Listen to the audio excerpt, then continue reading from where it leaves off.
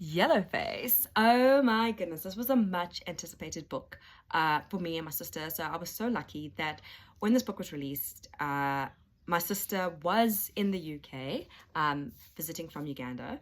And so we went to Oxford for her book signing. I was star-studded and like, oh gosh, I think all she did was she signed. She didn't give me a special message. So it is a signed copy. Very, very excited.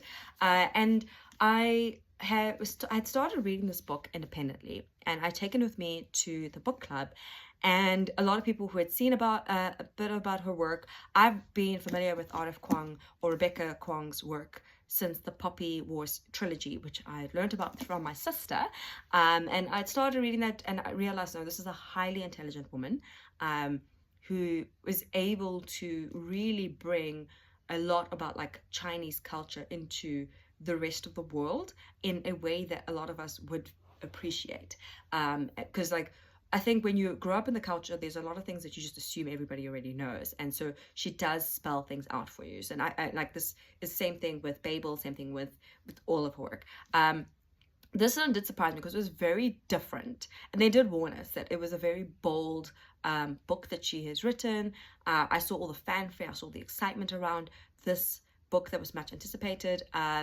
I definitely set myself up for disappointment because I know how good the Poppy War trilogy is. I knew how good Babel was, and I was in awe of Babel. So then I decided, okay, you know what, we're just going to I didn't even do the research on this. At the presentation, she was really impressive. A lot of the people came with artwork for her. She had a huge following. The reason we went to Oxford is because all the London options were completely sold out. And yeah, so in this book, I think a lot has been said on the internet about this book. So I'm just going to talk more about my feelings around it.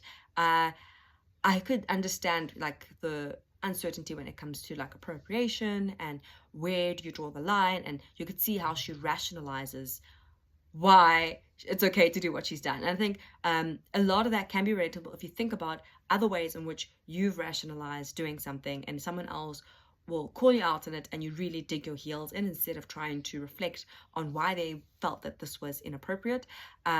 There were moments where I had to question what the genre was because I was a little bit confused, but that's because I walked in having come from her fantasy background.